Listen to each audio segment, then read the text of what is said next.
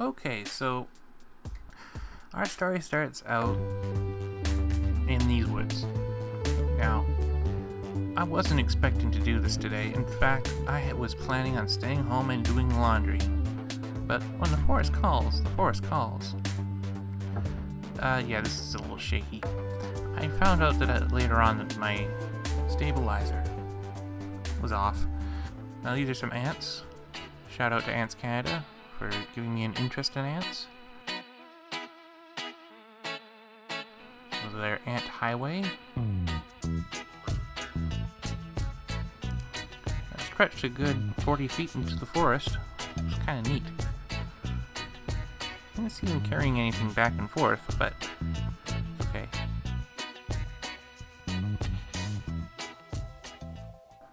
This tree had just kind of peeled off this rock and fallen over.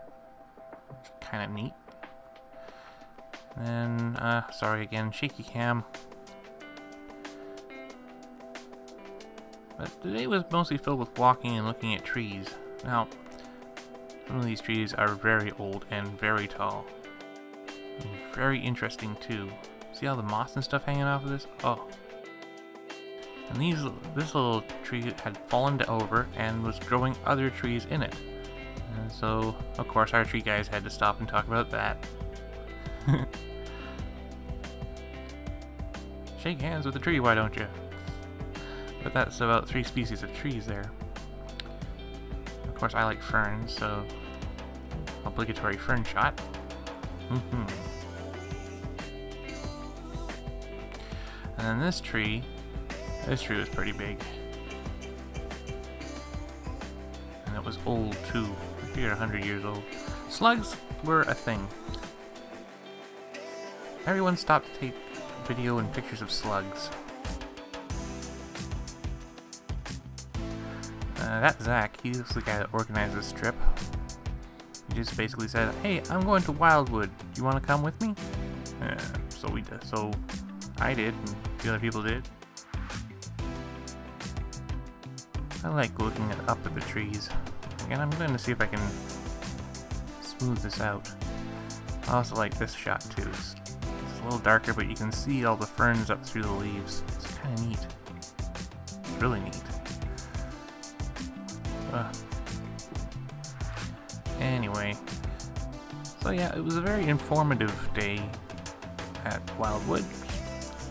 I got to see trees that were there long before I was there, and this tree was massive. I kid you not, it was huge. It looks like I'm doing some sort of forced perspective shot. I am not. It was huge. See, that's a net right beside him, and oh, it's huge. Yeah.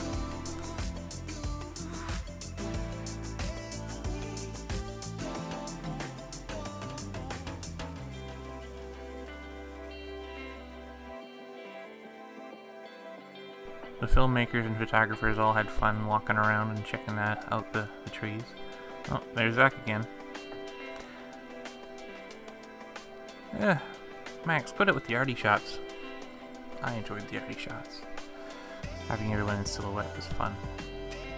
And then I opened up my iris and got a little color out.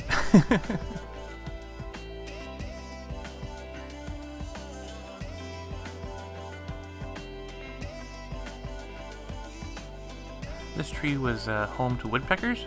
As you can see, lots of holes all over the place.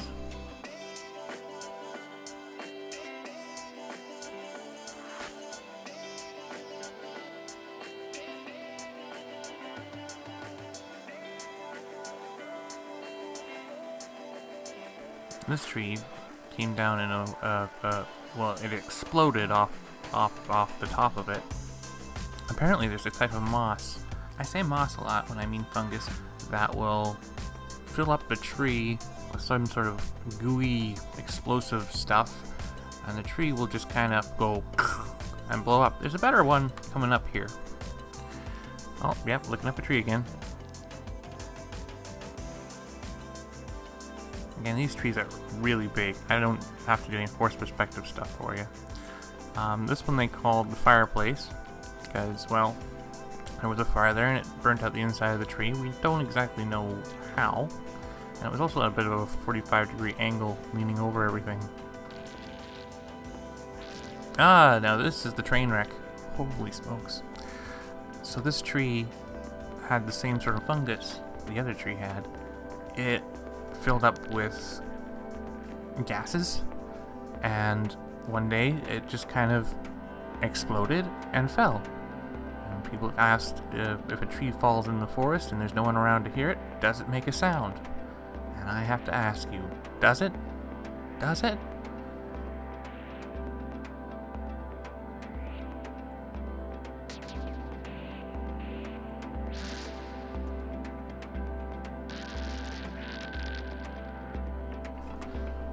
But this thing was massive as well. I mean, these trees are huge. They just kind of wrapped up. Oh, another slug again. Yeah, we kind of stopped everywhere there was a slug. Or there was a slug everywhere we stopped. Look at this tree.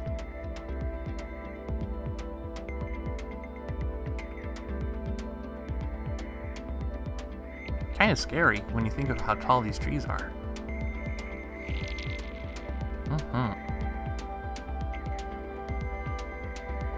And it kind of looks like a train crash.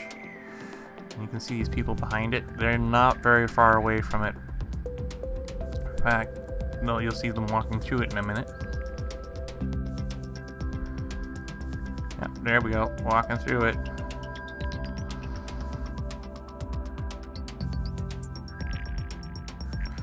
And of course, people walked around it too. When do you get to walk through a tree? Oh, take a picture of the slug. Yep, there she goes.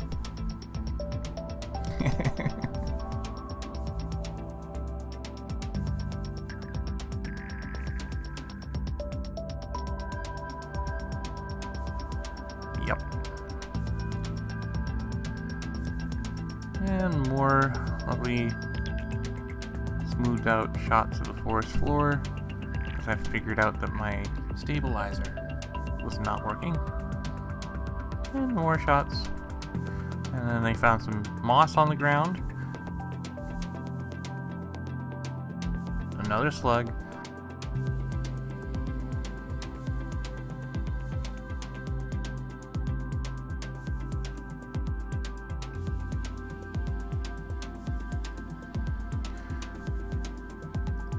And then we had this big old gully to the one side of us, and a big old gully to the other side of us.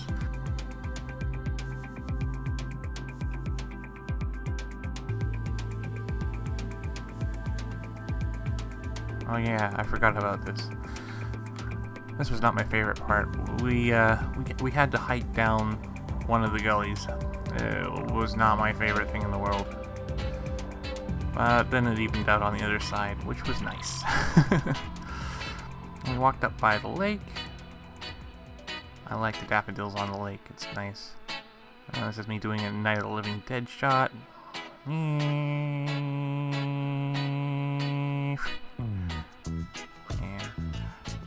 But there's this cabin, I guess it's the center right beside the lake here. And, oh, there's so many stories just surrounding this cabin. I couldn't believe it. Of course, people are getting their picture taken and taking pictures. You'll probably see those too. Hashtag. I'll throw the hashtag up on the screen now. And the other one. Yeah. That's the Jane Goodall tree. Apparently she planted the one on the right. That looks like a beaver. The guide said that it was a river otter, but come on, that splashing tail, that head, that looks like a beaver. Slower and closer up. And it sounded like a gunshot too. Ah well.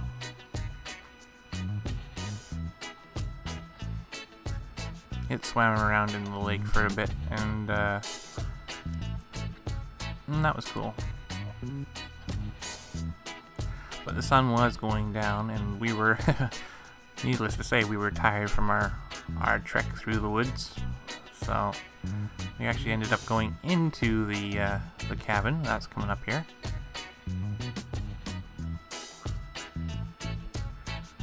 This place is available for weddings.